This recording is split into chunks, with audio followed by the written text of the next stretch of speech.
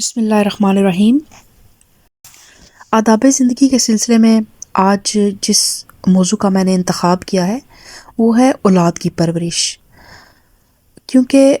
ہر انسان جو ہے وہ چاہے وہ مرد ہے چاہے وہ عورت ہے، ایک مرد بھی اکیلا جو ہے ایک مکمل انسان ہے، اس کے اندر وہ چاہے تو اکیلا زندگی بسر کر سکتا ہے، اسے کوئی کمی نہیں ہے اس کے اندر، اور اسی طرح ایک عورت بھی ایک مکمل انسان ہے، وہ ایک مرد کے بغیر بھی مکمل ہے۔ لیکن جب یہ دو اکیلے انسان رشتہ ازدواج میں بندھتے ہیں تو پھر انہیں احساس ہوتا ہے کہ وہ اکیلے زندگی تو بڑی بے معنی سی تھی، تو تب انہیں یہ محسوس ہوتا ہے کہ اب وہ مکمل ہو گئے ہیں ایک دوسرے کو پا کر۔ اور اللہ تعالیٰ نے کائنات میں ہر چیز کا جوڑا بنایا ہے، تو مرد کا جوڑا جو ہے وہ عورت ہے، تو ان کی تکمیل جو ہے وہ ایک دوسرے کے ساتھ ہی ہوتی ہے، لیکن اس سے بھی خوبصورت ان کی اپنی تکمیل اس وقت ہوتی ہوئی نظر آتی ہے جب اللہ تعالیٰ ان کو اولاد کی نعمت سے نوازتا ہے۔ اولاد جب آپ کے اللہ تعالیٰ آپ کو صاحب اولاد کر دیتا ہے تو اس وقت آپ جو ہیں وہ زندگی کے اس مرحلے میں داخل ہو جاتے ہیں جب آپ ایک نادانی کی عمر سے نکل کر بہت سنجیدگی سے زندگی کو دیکھنے لگ پڑتے ہیں۔ اللہ تعالیٰ آپ کو اس قابل سمجھتا ہے کہ آپ پہ ایک انسان کی پرورش کی ذمہ داری ڈالتا ہے، اور یہ بہت بڑی ذمہ داری ہے، کیونکہ ایک انسان جو ہے وہ پورے معاشرے کے لیے بربادی کا باعث بھی بن سکتا ہے، اور پورے معاشرے کے لیے اس کے بقا اور اس کی بھلائی کا اور خیر کا باعث بھی بن سکتا ہے۔ تو یہ والدین جو ہیں ان پہ ایک بہت بڑی ذمہ داری آ جاتی ہے کہ جب اللہ تعالیٰ ان کو صاحب اولاد کرے تو اپنی اولاد کی پرورش کے بارے میں بہت زیادہ کانشیس ہوں، اور اس کو اللہ تعالیٰ کی طرف سے عائد کردہ ذمہ داری سمجھ کر اس فرض کو ادا کریں، اور اولاد کو ہمیشہ اللہ تعالیٰ کا انعام سمجھیں، ان کی پیدائش پر خوشی منائیے، ایک دوسرے کو مبارکباد دیں، خیر و برکت کی دعاؤں کے ساتھ بچے کا بھی استقبال کریں، اور اللہ تعالیٰ کا شکر ادا کریں کہ اس نے آپ کو ایک بندے کی پرورش کی توفیق بخشی اور یہ موقع فراہم فرمایا کہ آپ اپنے پیچھے اپنے دین اور دنیا میں ایک جانشین چھوڑ کر جائیں گے۔ اور اگر اللہ تعالیٰ نے آپ کو بھی اولاد نہیں دی ہے کسی بھی وجہ سے تو مایوس نہ ہوں، اللہ تعالیٰ سے صالح اولاد کی دعا کریں، جس طرح اللہ تعالیٰ کے برگزیدہ پیغمبر حضرت زکریا علیہ السلام نے صالح اولاد کے لیے دعا فرمائی، اور آپ کی دعا تھی ربی حب لی من لدنک ذریۃ طیبۃ انک سمیع الدعاء، میرے رب تو اپنے پاس سے مجھے پاک باز اولاد عطا فرما، بے شک تو دعا کا سننے والا ہے۔ اور اس چیز پہ آپ کا یقین ہونا چاہیے کہ اللہ تعالیٰ دعاؤں کو قبول فرماتا ہے، اور دعائیں بھی ہیں وہ اللہ تعالیٰ نے،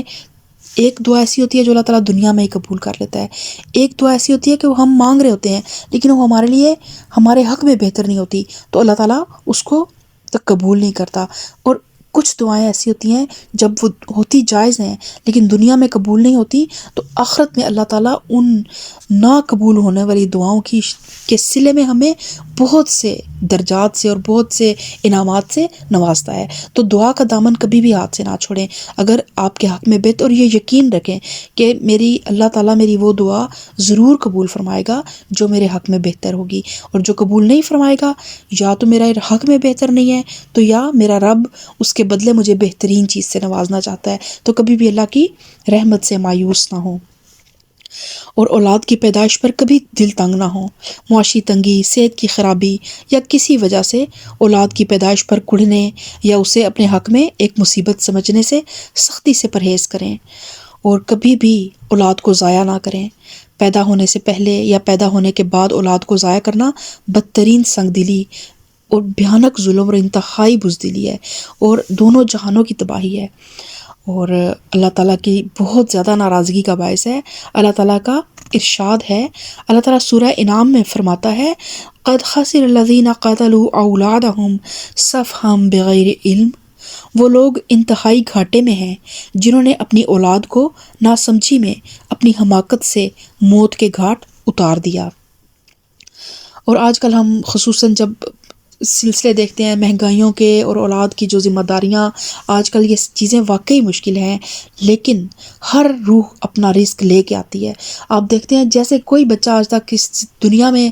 اپنی تاریخ میں چلے جائیں آپ، کوئی انسان بھوک سے نہیں مرا۔ اللہ پاک اس بچے کو پیدا کرنے سے پہلے اس کے رزق کا بندوبست فرماتا ہے، اور بعض اوقات تو بچے ہوتے ہیں اور ساتھ ساتھ اللہ پاک کاروباروں کے دروازے کھولتا ہے۔ اللہ تعالیٰ اتنی برکتیں اور اتنی آسائشیں اس روح کے صدقے میں والدین کو عطا فرماتا ہے۔ اور اللہ تعالیٰ نے قرآن پاک میں ایک اور جگہ پہ اللہ تعالیٰ فرماتا ہے وَلَا تَقْتُلُوا أَوْلَادَكُمْ خَشْيَةَ إِمْلَاقٍ نَحْنُ نَرْزُقُهُمْ وَإِيَّاكُمْ إِنَّ قَتْلَهُمْ كَانَ خِطْئًا كَبِيرًا، اور اپنی اولاد کو فقر و فاقے کے خوف سے قتل نہ کرو، ہم انہیں بھی رزق دیں گے اور ہم ہی تمہیں بھی رزق دے رہے ہیں۔ حقیقت یہ ہے کہ اولاد کا قتل کرنا بہت بڑا گناہ ہے۔ اور ایک بار ایک صحابی نے دریافت کیا، یا رسول اللہ صلی اللہ علیہ وسلم، سب سے بڑا گناہ کیا ہے؟ فرمایا شرک۔ پوچھا اس کے بعد؟ آپ نے فرمایا والدین کی نافرمانی۔ پھر پوچھا اس کے بعد؟ فرمایا تم میں سے اپنی اولاد کو اس ڈر سے مار ڈالو کہ وہ تمہارے ساتھ کھائے گی، کیونکہ کھلانے کا وعدہ اللہ تعالیٰ کا ہے۔ ولادت کے وقت ولادت والی عورت کے پاس آیت الکرسی اور سورہ آراف اور سورہ فلق اور سورہ ناس پڑھ کر دم کیجیے۔ آیت الکرسی تو آپ سب کو آتی ہی ہوگی یقیناً، اور سورہ آراف کی 2 آیتیں یہ ہیں، آیت نمبر 54 اور 55۔ ان ربکم اللہ الذی خلق السماوات والارض فی 6 ایام ثم استوى علی العرش یغشی اللیل النہار یطلبہ خسیسا والشمس والقمر والنجوم مسخرات بامرہ الا لہ الخلق والامر تبارک اللہ رب العالمین ادعوا ربکم تضرعا وخفیہ انہ لا یحب المعتدین۔ اور ولادت کے بعد نہلا دھلا کر بچے کے دائیں کان میں اذان اور بائیں کان میں اقامت کہیے۔ جب حضرت امام حسین رضی اللہ تعالیٰ عنہ کی ولادت ہوئی تو نبی کریم صلی اللہ علیہ وآلہ وسلم نے ان کے کان میں اذان اور اقامت فرمائی، اور نبی کریم صلی اللہ علیہ وآلہ وسلم نے یہ بھی فرمایا کہ جس کے ہاں بچے کی ولادت ہو اور وہ اس بچے کے دائیں کان میں اذان اور بائیں کان میں اقامت کہے تو بچہ ام الصبیان کی تکلیف سے محفوظ رہے گا۔ اور ام الصبیان جو ہے ایک مرگی ہے جو بچوں کو فاسد ہوا لگنے سے ہو جاتی ہے، اور اس مرض سے بچے بے ہوش ہو جاتے ہیں۔ اور پیدا ہوتے ہی دیکھیں اس میں مصلحت کیا کہ پیدا ہوتے ہی بچے کے کان میں اللہ اور اس کے رسول کا نام پہنچانے میں بہت بڑی حکمت ہے۔ علامہ ابن قیم اپنی کتاب تحفۃ الودود میں فرماتے ہیں کہ اس کا مطلب یہ ہے کہ انسان کے کان میں سب سے پہلے اللہ تعالیٰ کی عظمت اور کبریائی کی آواز پہنچے، اور جس شہادت کو وہ شعوری طور پر ادا کرنے کے بعد داخل اسلام ہوگا اس کی تلقین اسے پیدائش کے دن ہی کر دی جائے، جس طرح مرتے وقت اسے کلمہ توحید کی تلقین کی جاتی ہے۔ اور اس کا دوسرا فائدہ یہ بھی ہے کہ شیطان جو کہ گھات لگا کر بیٹھا ہوا ہوتا ہے اور چاہتا ہے کہ پیدا ہوتے ہی انسان کو آزمائش میں مبتلا کر دے، وہ اذان سنتے ہی بھاگ جاتا ہے اور شیطان کی دعوت سے پہلے بچوں کو اسلام اور عبادت الہی کی دعوت دے دی جاتی ہے۔ اذان اور اقامت کے بعد کسی نیک مرد یا عورت سے کھجور چبوا کر بچے کے تالو میں لگوائیں اور بچے کے لیے خیر و برکت کی دعا کرائیں۔ حضرت اسما رضی اللہ تعالیٰ عنہ فرماتی ہیں کہ عبداللہ بن زبیر جب پیدا ہوئے تو میں نے انہیں نبی کریم صلی اللہ علیہ وآلہ وسلم کی گود میں دیا۔ آپ نے خرما منگوایا اور چبا کر لعاب مبارک عبداللہ بن زبیر کے منہ میں لگا دیا اور خیر اور برکت کی دعا فرمائی۔ اور حضرت عائشہ کا بیان ہے کہ نبی کریم صلی اللہ علیہ وآلہ وسلم کے ہاں جب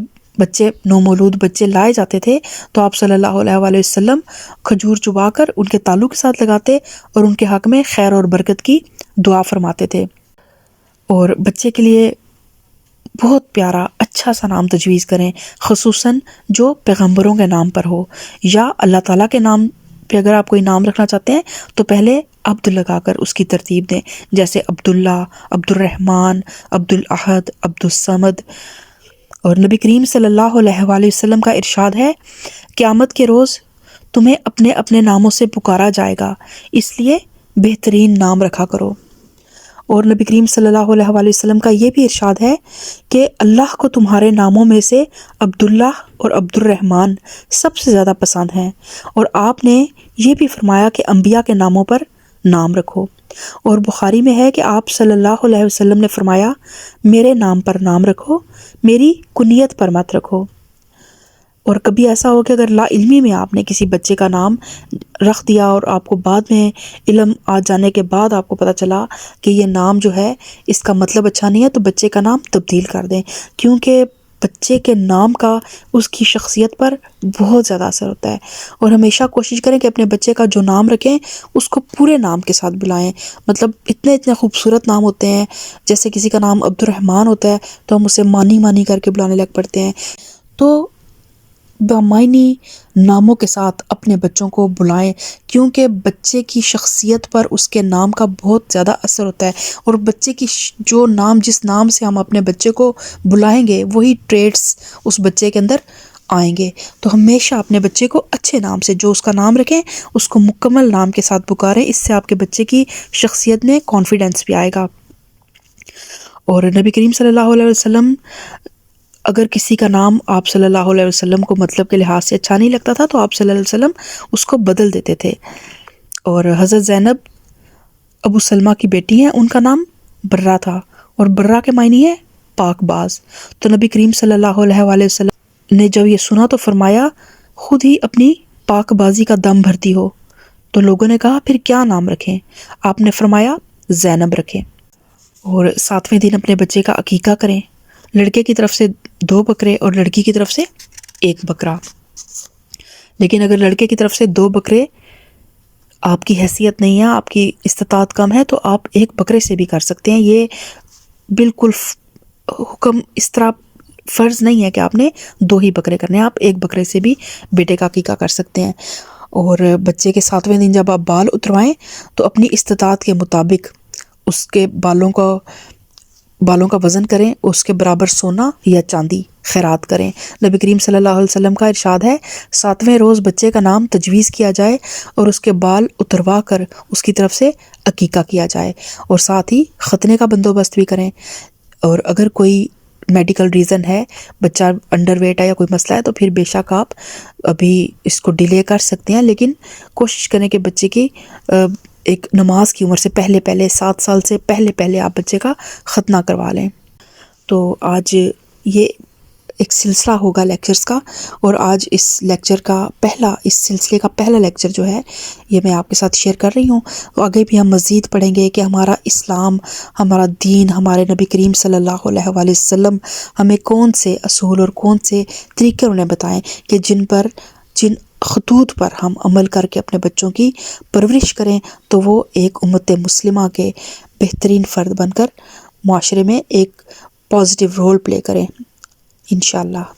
اللہم صلی علی محمد و علی آل محمد۔